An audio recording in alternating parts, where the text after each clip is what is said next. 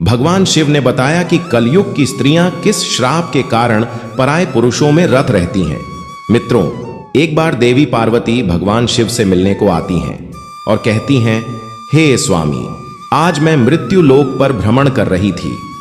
तब मैंने देखा कि कई स्त्रियां अपने पति को धोखे में रखकर पराये पुरुषों में रत रहती है। हे प्रभु, मैं जानना चाहती हूं कि वह कौन सा श्राप स्त्रियों को कलयुग ने दिया था, जिस कारण से स्त्रियां आज उन्मत्त होकर जी रही हैं। हर दूसरी स्त्री पति या पिता को धोखे में रख रही है तथा स्वेच्छाचारिणी बन रही है। हे प्राणनाथ, कृपा करें और मेरी इन आशंकाओं को दूर करें।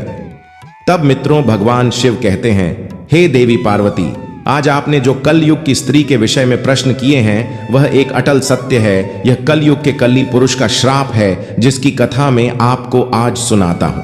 हे देवी, जो भी मनुष्य इस कथा को पूरा ध्यान से सुनता है वह अपने जीवन साथी को कभी धोखा नहीं देता है तथा उन्हें मनचाहे जीवन साथी की संगत प्राप्ति होती है और समय के साथ साथ उनके प्रेम में वृद्धि होती है।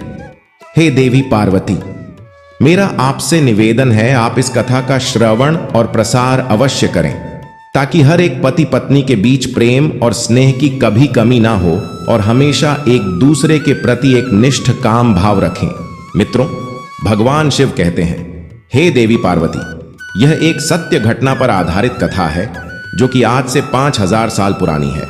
जब कलयुग शुरू हो रहा था, निषेध देश के वीर सेन पुत्र नल नाम के एक राजा थे।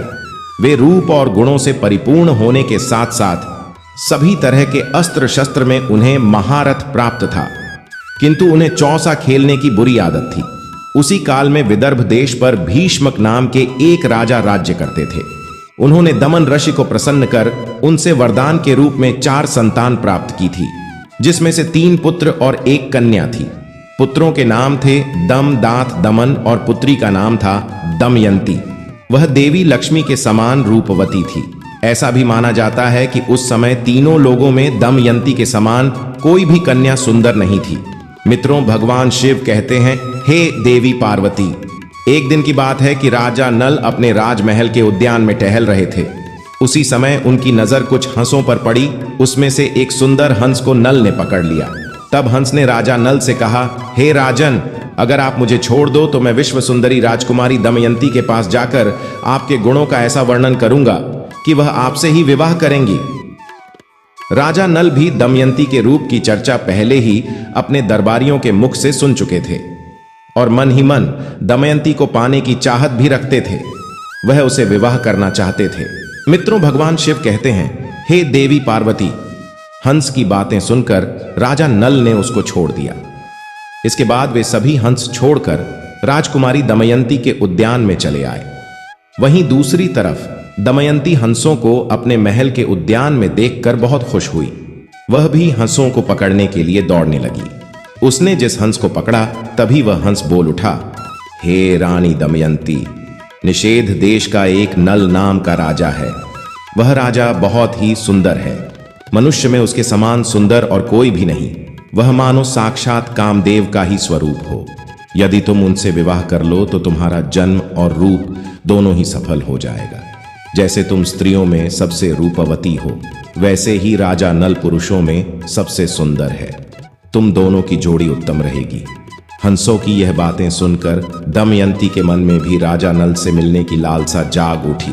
इसके बाद दमयंती ने कहा, प्रिय हंस, तुम राजा नल तक मेरा प्रेम संदेशा पहुंचा दो। मित्रों, भगवान शिव कहते हैं, हे देवी पार्वती, फिर हंस ने लौटकर राजा नल को दमयंती का संदेशा भी दिया। इधर दमयंती दिन रात राजा नल का ही ध्यान करती रहती है। वो उनसे मिलने को व्याकुल हो रही थी, लेकिन उसे समझ में नहीं आ रहा था कि वह कैसे उनसे मिलकर अपने दिल की बात करे। नल के वियोग में दमयंती का शरीर और दुबला होता गया। वह कमजोर से दिखने लगी। फिर कुछ दिनों के बाद राजा भीष्मक ने सोचा कि मेरी पुत्री विवाह योग्य हो गई है तथा दमयंती के पिता ने उसके स्वयंवर का आयोजन किया, जिसमें सभी देशों के राजा को स्वयंवर के लिए बुलाया गया। स्वयंवर का निमंत्रण मिलने के बाद सभी देश के राजा वहां पहुंचने लगे। उधर जब देवर्षि नारद से सभी देवताओं को भी दमयंती के स्वयंवर का समाचार मिला तो इंद्र और सभी लोकपाल विदर्भ देश के लिए निकल पड़े। राजा नल को भी संदेशा भेजा गया तो वे भी तुरंत ही दमयंती के स्वयंवर के लिए चल पड़े। मित्रों, भगवान शिव कहते हैं, हे देवी पार्वती, नल के रूप को देखकर इंद्र ने रास्ते में ही अपने विमान को खड़ा कर दिया। अपनी राहों में राजा नल ने जब सभी देवताओं को देखा तो अपने रथ से नीचे उतरकर उन सबको प्रणाम किया। फिर इंद्र ने राजा नल से कहा, हे राजा नल, आप बहुत रूपवान और गुणवान हैं। कृपा करके आप हम लोगों के दूत बन जाइए। आप हमारे दूत बनकर दमयंती के पास जाएं और कहे कि इंद्र, वरुण, अग्नि, कुबेर और यम देवता तुम्हारे पास आकर तुमसे विवाह करना चाहते हैं। इनमें से तुम जिसे चाहो उस देवता को अपना पति स्वीकार कर लो। मित्रों, यह सुनने के बाद नल ने दोनों हाथ जोड़ते हुए देवताओं से कहा, हे प्रभु, मैं एक दूत बनकर वहां कैसे जा सकता हूं, जबकि मेरा और आप लोगों का वहां जाने का एक ही उद्देश्य है। इसीलिए मैं आपका दूत बनकर वहां नहीं जा सकता। आप लोग कृपया इस विषय में मुझे क्षमा कीजिए। तब देवताओं ने कहा, हे नल, तुम देवताओं का कहां टाल रहे हो, फिर सोच लो। इंद्र की ऐसी कठोर वाणी सुनकर राजा नल देवताओं के दूत बनने को तैयार हो गए। उन्होंने इंद्र की आज्ञा से राजमहल में प्रवेश किया। तब दमयंती और उसकी सहेलियां भी नल के रूप को देखकर मुग्ध हो गईं और शर्म के मारे कुछ ना बोल पा रही थी। तब नल ने कहा, मैं यहां देवताओं का दूत बनकर आया हूं। हे दमयंती, स्वर्ग के देवता तुम्हारे साथ विवाह करना चाहते हैं। तुम किसी भी एक देवता को चुन लो और विवाह कर लो। यही संदेश लेकर मैं तुम्हारे पास आया हूं। देवताओं के प्रभाव से मैंने तुम्हारे महल में प्रवेश किया था, इसीलिए मुझे कोई देख नहीं पाया। मैंने तुमसे देवताओं का संदेश कह दिया है। अब तुम्हारी जो इच्छा हो वह करो। तब मित्रों, भगवान शिव कहते हैं, हे देवी पार्वती, दमयंती ने बड़ी ही श्रद्धा के साथ देवताओं को प्रणाम किया और मंद मुस्कान के साथ नल से कहा, स्वामी, मैं तो आपको ही अपना सर्वस्व मानकर खुद को आपके चरणों में सौंपना चाहती हूं। जिस दिन से मैंने हंसों की बात सुनी है, तब से मैं आपके लिए व्याकुल हूं। आपके लिए ही मैंने राजाओं की भीड़ इकट्ठी है। यदि आप मुझ दासी की प्रार्थना अस्वीकार कर देंगे तो मैं जहर खाकर मर जाऊंगी। दमयंती के मुख से ऐसी बातें सुनकर राजा नल ने कहा, हे देवी, जब बड़े बड़े लोकपाल देवता आपसे विवाह करना चाहते हैं तो फिर आप मुझ मनुष्य से वर्ण करना क्यों चाहती है? मैं तो इन देवताओं के चरणों की धूल के बराबर भी नहीं। आप उन्हीं में से किसी एक से विवाह कर लीजिए। देवताओं का अप्रिय करने पर इंसान की मृत्यु भी हो सकती है। अतः आप मेरी रक्षा करें और उनका वरण कर लें। नल की यह बात सुनकर दमयंती घबरा गई। उसकी आंखों से आंसू छलकने लगे और वह मंद स्वर में बोली, मैं आपको वचन देती हूं कि मैं आपको ही पति के रूप में वरण करूंगी। तब राजा नल ने कहा, परंतु इस समय मैं यहां देवताओं का दूत बनकर आया हूं। अगर इस समय मैं अपने स्वार्थ की बात करने लगूं तो यह बात सही नहीं होगी। मैं तुमसे विवाह कर सकता हूं, लेकिन जब वह धर्म के विरुद्ध ना हो। तभी राजकुमारी बोली, इसके लिए मेरे पास एक उपाय है। उसके अनुसार काम करने पर आपको दोष भी नहीं लगेगा और हमारा विवाह भी संपन्न होगा। उपाय यह है कि आप सभी लोगों के साथ स्वयंवर मंडप में आए और मैं आपको ही वर्णमाला डाल दूंगी। मित्रों, भगवान शिव कहते हैं, हे देवी पार्वती, राजा नल वापस देवताओं के समक्ष पहुंच गए और देवताओं के पूछने पर उन्होंने बताया कि मैं राजकुमारी के पास आपका दूत बनकर गया था, लेकिन वह और उसकी सखियां सभी मुझ पर मोहित हो गई और आप लोगों के प्रस्ताव को उनके सामने रखने के बाद भी वह मुझे ही वरण करने पर तुली है। कुछ समय बाद स्वयंवर की घड़ी आ ही गई। राजा भीष्मक में सभी को स्वयंवर सभा में बुलाया। सभी राजा अपने अपने स्थान पर आकर बैठ गए। तभी दमयंती भी आ गई। सभी राजाओं का परिचय दिया जाने लगा। वह उन्हें देख आगे बढ़ने लगी। तभी इसी कतार में दमयंती को एक ही स्थान पर नल के समान हूबहू दिखने वाले तथा वैसे ही वेशभूषा वाले 5 राजकुमार खड़े दिखाई दिए। तब वह हैरान हो गई और मन ही मन विचार करने लगी कि इन 5 में से राजा नल को कैसे पहचानूं। तभी वह समझ गई कि यह देवताओं की माया है और अंत में इस समस्या से बाहर निकलने के लिए वह देवताओं से ही सहायता मांगने लगी और अपने हाथ जोड़कर देवताओं की स्तुति करने लगी और कहने लगी, हे देवताओं, हंस के मुंह से नल का वर्णन सुनकर मैंने उन्हें ही पति के रूप में वर्ण कर लिया था और उन्हीं को पाने के लिए मैंने यह स्तुति शुरू की है। कृपा करके आप लोग अपने साक्षात रूप में प्रकट हो जाएं, जिससे मैं राजा नल को पहचान सकूं। देवताओं ने प्रसन्न होकर उसे ऐसी शक्ति दी जिससे वह देवता और मनुष्य में अंतर कर सके। तत्पश्चात उसने राजा नल के गले में माला डालकर उसका वरण कर लिया। मित्रों, भगवान शिव कहते हैं, हे देवी पार्वती, स्वयंवर पूरा होने के बाद देवता वापस स्वर्ग की ओर जा रहे थे। उस समय उनकी मार्ग में ही कलयुग और द्वापर से भेंट हो जाती है। तब इंद्र ने पूछा, कलयुग कहां जा रहे हो? तब कलयुग ने कहा, मैं दमयंती के स्वयंवर में उससे विवाह करने के लिए जा रहा हूं। फिर इंद्र ने बताया, अरे स्वयंवर तो कब का पूरा हो गया, दमयंती ने नल का वरण कर लिया है, हम लोग तो बस देखते ही रह गए। यह सुन कलयुग बोला, यह तो अनर्थ हो गया, उसने देवताओं का घोर अपमान किया है, इसीलिए उसे इस अपराध का दंड अवश्य मिलना चाहिए। तभी देवताओं ने कहा, दमयंती ने हमारी आज्ञा प्राप्त करके ही नल का वरण किया है। हे कलयुग, वास्तव में नल सर्वगुण संपन्न और उसके योग्य वर है। वह धर्म के बड़े झाता भी हैं, इसीलिए उसको श्राप देना पुण्यवान ब्राह्मण को नरक में गिराने के समान है, जो कि एक महापाप है। मित्रों, भगवान शिव कहते हैं, हे देवी पार्वती। ऐसा कहकर देवता आगे बढ़ गए, लेकिन कलयुग और द्वापर इसी विषय पर बात कर रहे थे। कलयुग ने द्वापर से कहा, मैं अपना क्रोध शांत नहीं कर सकता, इसीलिए मैं नल के शरीर में निवास करूंगा और उसे मैं राजविहीन कर दूंगा। उस स्थिति में वह दमयंती के साथ नहीं रह सकेगा। उसे चौसा का बड़ा शौक है, इसीलिए तुम भी चौसा के पासों में प्रवेश करके मेरी सहायता करना। और द्वापर ने भी उसकी बात मान ली। इसके बाद द्वापर और कलयुग दोनों ही नल की राजधानी गए, लेकिन कलयुग को नल के शरीर में प्रवेश करने का कोई मार्ग नहीं मिल रहा था। वह सिर्फ एक अवसर चाहता था नल के शरीर में प्रवेश करने का। इसी तरह समय बीतता गया, लेकिन कलयुग कुछ नहीं कर पाया।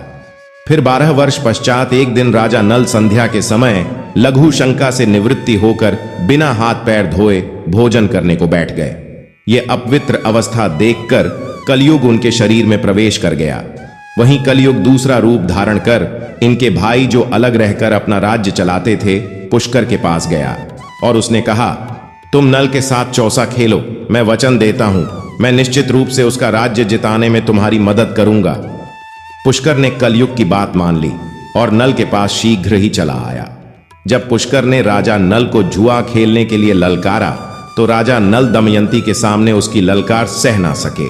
मित्रों, भगवान शिव कहते हैं, हे देवी पार्वती, राजा नल ने चौसा खेलने का निश्चय किया और खेल प्रारंभ हुआ। उस समय नल के शरीर में कलयुग प्रवेश कर चुका था और पांसों में द्वापर था। इसीलिए नल जो कुछ भी जुए में लगाते तो वह हार जाते। प्रजा और मंत्रियों ने राजा को रोकना चाहा, लेकिन वे सब कुछ हारने तक नहीं रुके। जब मंत्रियों ने रानी तक राजा को रोकने का संदेश पहुंचाया, तब दमयंती ने राजा नल से कहा, हे स्वामी, आपकी सारी प्रजा आपके दुख के कारण अचेत हुई जा रही है। इतना कहकर दमयंती भी रोने लगी। लेकिन राजा नल कलयुग के वश में होने के कारण उसकी एक बात भी नहीं सुन रहे थे और जुआ खेलते रहे। द्वापर का पांसों पर नियंत्रण था, इसलिए राजा नल जो भी पांसे फेंकते थे उनके प्रतिकूल ही पड़ते थे। जब दमयंती ने यह सब देखा, तो राजा नल के सारथी को बुलाकर बच्चों को रथ में बैठाकर कुंडी नगर को भेज दिया। इसके बाद पुष्कर ने राजा नल का सारा धन चौसे में जीत लिया और बोला, क्या तुम्हारे पास दांव पर लगाने के लिए कुछ और भी है? अगर तुम दमयंती को दांव पर लगाने के लायक समझो तो उसे भी लगा सकते हो, बदले में मैं सब कुछ वापस लौटा दूंगा। लेकिन राजा नल ने दमयंती को दांव पर नहीं लगाया। मित्रों, चौसे में सब कुछ हारने के बाद राजा नल और दमयंती जंगल जंगल भटकने लगे और उन्हें भोजन तक भी नसीब नहीं होता था। एक दिन राजा नल ने देखा कि कई पक्षी उनके पास आकर बैठ गए। उन पक्षियों के पंख सोने के समान चमक रहे थे। नल ने सोचा कि अगर मैं इन पक्षियों के पंख प्राप्त कर लूं तो इनसे कुछ धन मिल सकता है। ऐसा सोचकर उन्हें पकड़ने के लिए नल ने उन पर अपने पहने हुए वस्त्र डाल दिए, लेकिन पक्षी उनके वस्त्र भी लेकर उड़ गए। असल में वे पक्षी नहीं थे। राजा के पास जो राजसी वस्त्र थे वे कलयुग पक्षी बनकर उसे भी छीनने को आया था।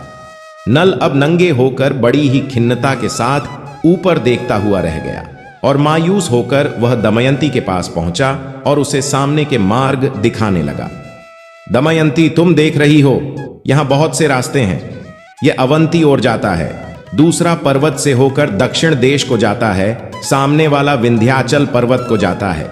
यह पियोशनी नदी समुद्र में मिलती है और यह कौशल देश का मार्ग है। राजा नल का दुख और लाचारी देखकर दमयंती की आंखें आंसुओं से भर गईं। नल से कहा, क्या आपको लगता है कि मैं आपको छोड़कर अकेली कहीं जा सकती हूं? मैं आपके साथ रहकर ही आपके दुखों को बांटना चाहती हूं।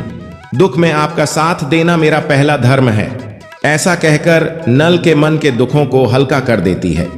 उस समय नल के शरीर पर एक भी वस्त्र नहीं था और ना ही जमीन पर सोने या बैठने के लिए कोई वस्त्र थे। मित्रों, भगवान शिव कहते हैं, हे देवी पार्वती, नल और दमयंती के साथ कलयुग ने अपना क्रोध इस प्रकार से निकाला। फिर संध्या समय वे दोनों वहीं पर ही सो गए। कुछ समय बाद नल गहरी सोच में पड़ गया और मन ही मन कहता है कि यह मुझसे बड़ा प्रेम करती है। प्रेम के कारण ही उसे इतना दुख झेलना पड़ रहा है। फिर राजा नल ने सोचा कि इसे छोड़कर चला जाऊं तो संभव है कि इसे इन दुखों से राहत मिल जाए और यह चलते चलते अपने पिता के राज्य को चली जाए। यह सोचकर उसने दमयंती की साड़ी को फाड़कर अपना शरीर ढक लिया। दमयंती गहरी निद्रा में थी और नल उसे छोड़कर निकल गए। दरअसल शरीर में कलयुग का प्रवेश होने के कारण राजा नल की बुद्धि नष्ट हो गई थी, इसीलिए वे अपनी पत्नी को वन में अकेला छोड़कर वहां से चले गए। जब दमयंती की नींद टूटी तब उसने देखा कि राजा नल वहां नहीं है। ये देख वह चौंक गई और राजा नल को पुकारने लगी। जब दमयंती को राजा नल बहुत देर तक दिखाई नहीं पड़े तो वह जोर जोर से रोने लगी और भटकती हुई जंगल के बीच पहुंच गई। वहां एक बड़े से अजगर ने दमयंती पर हमला कर दिया और दमयंती चिल्लाने लगी। तब उसके स्वर एक व्याध के कान में पड़े। वह उधर ही घूम रहा था। वह दौड़कर वहां आया और यह देखकर कि दमयंती को अजगर निगल रहा है, तभी उस शिकारी ने तेज वाणों से उस अजगर का मुंह चीर डाला। फिर उसने दमयंती को अजगर से छुड़ाकर सहारा देकर भोजन करवाया। तत्पश्चात उसने पूछा, तुम कौन हो? किस कष्ट के कारण इस निर्जन वन में भटक रही हो? मित्रों, दमयंती की सुंदरता और चाल देखकर वह व्याध उस पर अत्यंत मोहित हो चुका था। वह दमयंती से मीठी मीठी बातें करके उसे अपने वश में करने की कोशिश करने लगा। दमयंती को उसके मन के भाव समझ में आ गए। उसने उस व्याध की वासना को बहुत रोकना चाहा, लेकिन जब वो किसी भी प्रकार से नहीं माना तो उसने उसे श्राप दे दिया कि अगर मैंने राजा नल के अलावा किसी और का भी चिंतन कभी नहीं किया और अगर यह सत्य हो तो यह व्याध अभी भस्म होकर मर जाए। यह मेरा श्राप है। दमयंती के इतना कहते ही व्याध के प्राण पखेरु उड़ गए। उसके मर जाने के बाद दमयंती इस निर्जन और भयंकर वन में खो चुकी थी। फिर रास्ते में मिले लोगों से पूछती हुई उत्तर की ओर बढ़ने लगी। भटकते हुए 3 दिन और 3 रात बीत गए और फिर वह अगले दिन शाम के समय राजा सुबाहु के राज्य में जा पहुंची। मित्रों, भगवान शिव कहते हैं, हे देवी पार्वती, वहां उसे सब लोग पागल समझ रहे थे। बच्चे उसे परेशान कर रहे थे। तभी उस राज्य की राजमाता की नजर दमयंती पर पड़ी। राजमाता ने अपनी दासी से कहकर उसे अपने पास बुलवा लिया और उससे पूछा, हे सुंदरी, तुम कौन हो और ऐसे घूमते हुए तुम्हें डर नहीं लगता? तब दमयंती ने कहा, मैं एक पतिव्रता स्त्री हूं। मैं कुलीन हूं और राजा की धर्मपत्नी हूं। तब राजमाता ने कहा, ठीक है, तुम महल में ही रह जाओ। तब दमयंती ने कहा कि मैं यहां रह तो जाऊंगी, पर मेरी 3 शर्तें हैं। मैं झूठा नहीं खाऊंगी, कभी भी पैर नहीं धोऊंगी और परपुरुष से बात नहीं करूंगी। तब राजमाता कहती है, हाँ ठीक है, तुम्हारी शर्तें मंजूर है। मित्रों, भगवान शिव कहते हैं, हे देवी पार्वती, वहीं दूसरी तरफ राजा नल जंगल में भटक रहा था तो उसी समय जंगल में आग लग गई। तभी नल को किसी के चिल्लाने की आवाज आई तो नल उस तरफ दौड़ पड़ा। वहां पहुंचकर उन्होंने देखा कि नागराज कुंडली मारकर बैठे हुए हैं। उसने नल से कहा, राजन, मैं कर्ककोटक नाम का सर्प हूं। मैंने नारद मुनि को धोखा दिया था, इसलिए उन्होंने श्राप दिया कि जब तक राजा नल तुम्हें ना उठा ले तब तक यही पड़े रहना। उनके उठाने पर ही तुम्हें इस श्राप से मुक्ति मिल जाएगी। उनके श्राप के कारण कई सालों से मैं यहां से एक भी कदम आगे नहीं बढ़ा। हे राजन, तुम मेरी रक्षा करो, फिर मैं तुम्हें तुम्हारे हित की बात बताऊंगा, तुम्हारा मित्र बन जाऊंगा। मेरे बदन से मत डरो, मैं अभी हल्का हो जाता हूं। और देखते ही देखते नागराज अंगूठे के बराबर हो गए। इसके बाद नल उसे उठाकर जंगल से बाहर ले आए। फिर कर्क कोटक ने कहा, हे राजन, अब तुम अभी मुझे जमीन पर मत रखना, कुछ कदम गिनकर चलो। तब 1 2 3 करते हुए राजा नल ने यूं ही पृथ्वी पर 10वां कदम रखा। तभी कर्क कोटक ने उसे डस लिया। उसका नियम था कि जब भी कोई 10 बोले वह दंश करता था।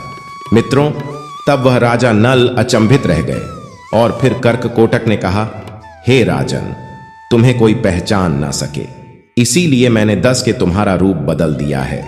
कलयुग ने तुम्हें बहुत दुख दिया था, अब मेरे विष के कारण वह तुम्हारे शरीर में बहुत दुखी रहेगा। तुमने मेरी रक्षा की है, मेरे विष के कारण तुम्हें हिंसक पशु पक्षी या फिर शत्रु का भी कोई भय नहीं रहेगा। अब तुम पर किसी भी विष का प्रभाव नहीं होगा और युद्ध में हमेशा तुम्हारी जीत होगी। कर्क कोटक ने राजा नल को दिव्य वस्त्र भी दिए और फिर वहां से अंतर ध्यान हो गया। मित्रों, भगवान शिव कहते हैं, हे देवी पार्वती। उसके बाद राजा नल वहां से चलत गए और राजा ऋतुपर्ण की राजधानी अयोध्या में पहुंचे।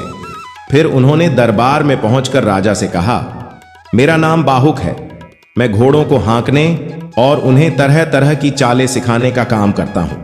घुड़ विद्या में मेरे जैसा निपुण इस समय पृथ्वी पर और कोई भी नहीं। बाहुक की बातें सुनकर उसे राजा अपने पास रख लेते हैं। उन दोनों की अच्छी मित्रता बन जाती है। राजा नल ऋतुपर्ण को घुड़ विद्या सिखाते हैं और ऋतुपर्ण नल को चौसे का खेल सिखाते हैं। अब इसी तरह कुछ दिन बीत जाते हैं।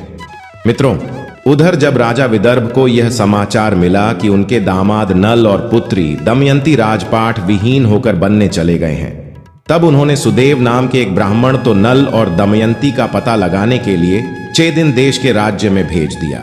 उसने एक दिन राजमहल में दमयंती को देख ही लिया। उस समय राजा के महल में कोई धर्म कर्म का कार्य हो रहा था। दमयंती सुनंदा के साथ बैठकर वह कार्यक्रम देख रही थी। इस समय सदैव दमयंती के पास गया और उससे बोला, मैं तुम्हारे भाई का मित्र हूं, मैं तुम्हारे भाई की आज्ञा से तुम्हें यहां ढूंढने आया हूं। तब दमयंती ने भी उसे पहचान लिया।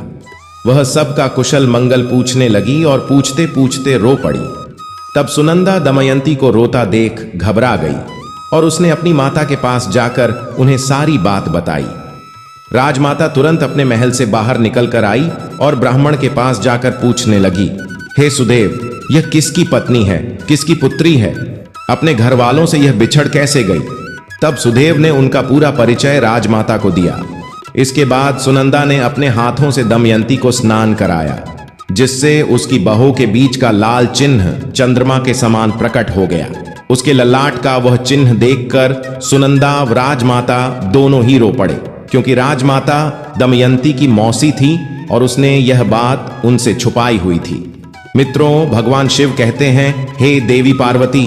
फिर दमयंती अपने पिता के घर को चली जाती है और रोते हुए गिड़गिड़ाते हुए उनसे प्रार्थना करती है कि वे उसके पति नल को ढूंढ ले।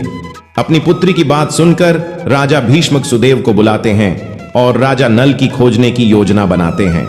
उस समय दमयंती सुदेव से कहती है, हे सुदेव, हो सकता है कि मेरे पति शर्म के मारे तुमसे ना मिले और गुप्त रहकर अपना जीवन यापन कर रहे होंगे। तब तुम उनसे कहना कि वाह रे मेरे प्यारे छल्लिए, तुम मेरी साड़ी में से आधा वस्त्र फाड़ कर चले गए। आपकी दासी उसी अवस्था में आपका इंतजार कर रही है। मित्रों, ब्राह्मण नल को ढूंढने निकल पड़े। बहुत दिनों के बाद एक ब्राह्मण वापस आया। उसने दमयंती से कहा, मैंने राजा ऋतुपर्ण के पास जाकर भरी सभा में आपकी बात दोहराई तो किसी से कुछ जवाब नहीं मिला, लेकिन जब मैं वहां से वापस आने लगा तब बाहुक नाम के एक सारथी ने मुझे एकांत में बुलाया। बाहुक शरीर से अत्यंत क्रूर और उसके हाथ छोटे छोटे थे।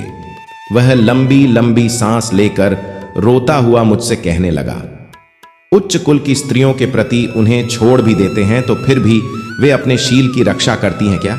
मति भ्रष्ट करने वाला पुरुष उस समय विपत्ति के कारण दुखी और अचेत था, इसीलिए उस पर क्रोध करना उचित नहीं। जब वह अपनी प्राण रक्षा के लिए जीविका चला रहा था तब पक्षी भी उसके वस्त्र लेकर उड़ गए। मित्रों, भगवान शिव कहते हैं, हे देवी पार्वती। जब ब्राह्मण ने यह बातें दमयंती से कहीं तो उसकी आंखों में आंसू भर गए और रोते हुए उसने अपनी माता को सारी बात बताई। तब दमयंती की माता ने कहा, कि यह बात वह अपने पिता से ना कहे। मैं सुदेव ब्राह्मण को इस काम के लिए भेजती हूं। तब दमयंती ने सुदेव से कहा, हे सुदेव, आप जल्द से जल्द अयोध्या नगरी पहुंचे और वहां पहुंचकर राजा रथुपर्ण से कहना कि दमयंती फिर से स्वयंवर कर पति का चुनाव करना चाहती है। वहां बड़े बड़े राजा और राजकुमार आ रहे हैं और स्वयंवर की तिथि कल ही है, इसीलिए अगर आप पहुंच सके तो वहां चले जाइए। जीने अथवा मरने का किसी को पता नहीं है, इसीलिए राजकुमारी दमयंती कल शाम से पहले ही पति का वरण करेगी। यह बात सुनकर सुदेव अयोध्या गए और उन्होंने राजा रथुपर्ण से यह सब बातें बता दी। सुदेव की बातें सुनकर राजा ने बाहुक को बुलाया और कहा, हमें जल्द से जल्द विदर्भ देश में पहुंचना है। मित्रों, ऐसी बातें सुनकर जैसे नल का कलेजा ही फट गया और उसने सोचा कि यह संभव नहीं है कि दमयंती दूसरा विवाह करना चाहती है। फिर नल और रथुपर्ण शीघ्रता से रथ में बैठकर विदर्भ में आते हैं। घोड़ों की चाल से दमयंती को पता लग जाता है कि हो ना हो इस रथ का सारथी स्वयं राजा नल ही है। जब उसने खिड़की से बाहर झांक कर देखा तो एक क्रूप व्यक्ति घोड़ों की सेवा कर रहा था। दमयंती को पता लग गया कि वही राजा नल है। वह दौड़ते हुए उनके पास गई और उसे गले लगा। तभी बाहुक ने कर्ककोटक नाग के जो वस्त्र पहने हुए थे उसे उतार दिए और पत्नी के सच्चे प्रेम के कारण कलयुग का असर समाप्त हो, जिस कारण से वह राजा नल के शरीर से बाहर आता है और दमयंती का पति के प्रति प्रेम भाव देखकर उसे अत्यधिक घृणा हो जाती है। वहीं राजा नल भी अपने पूर्व रूप में वापस आ जाते हैं। मित्रों, भगवान शिव कहते हैं, हे देवी पार्वती, किंतु अभी भी द्वापर युग का काल थोड़ा शेष था, जिस कारण से कली नल और दमयंती को अपने वशीभूत नहीं कर पाया और उसने क्रुद्ध होकर दमयंती को शाप दिया कि हे दमयंती, आज तो तुम मेरे वशीभूत नहीं हो पाई, अपितु मैं कलयुग की नारियों को यह श्राप देता हूं। मित्रों, भगवान शिव कहते हैं, हे देवी पार्वती, अब मैं आपके सारे प्रश्नों के उत्तर देता हूं जो श्राप कलयुग ने स्त्रियों को दिए थे। हे गौरी, कलयुग कहता है ये स्त्रियां आलसी बन जाएंगी, देर से उठेगी, पति के साथ ही भोजन करेगी, वह अपने पति से कभी भी संतुष्ट नहीं रहेगी और गुण अधिक धन की लालची बन जाएगी। अतः कलयुग में स्त्रियों का राज हो जाएगा। हर घर की पुत्र वधू काम के लिए घर से बाहर जाएगी। धन की प्राप्ति होने सर्वेचा चारणी बन जाएगी। उन्हें पति से ज्यादा पराये पुरुष अधिक पसंद होंगे। वह सही समय पर विवाह नहीं करेंगी तथा स्त्री को जो मां बनने का वरदान मिला है उसका भी अपमान करेगी और स्वयं बच्चे को जन्म देना नहीं चाहेगी। हे पार्वती, कलयुग की स्त्री कम वस्त्र परिधान करेंगी, उनका प्रेम भी झूठा होगा, बाल कटवाएंगी, ठीक से बच्चों और परिवार की परवरिश नहीं करेंगी तथा अपने घर के वृद्ध लोगों को घर से बाहर निकाल देगी। हे गौरी, कुमारी कन्या जो कि स्वयं देवी का स्वरूप है, वह भी विवाह से पहले गर्भवती हो जाएगी। उनका पूजा पाठ में मन नहीं लगेगा, केवल दिखावे के लिए ईश्वर की पूजा करेंगी। किंतु जो लोग धर्म का पालन करते हुए ईश्वर का नाम स्मरण करगी, उन्हें मुक्ति मिल जाएगी। जो स्त्री पति और ईश्वर की सेवा सच्चे मन से करेगी, वह देवी समान पूजनीय रहेगी। उन पर मेरा आशीर्वाद सदा बना रहेगा। मित्रों, अगर यह कथा आपको अच्छी लगी तो कमेंट में जरूर बताएं। वीडियो को लाइक करें और दोस्तों के साथ शेयर करें और कमेंट में हर हर महादेव जरूर लिखें। साथ ही चैनल को सब्सक्राइब करना ना भूलें। आप सभी का बहुत बहुत धन्यवाद।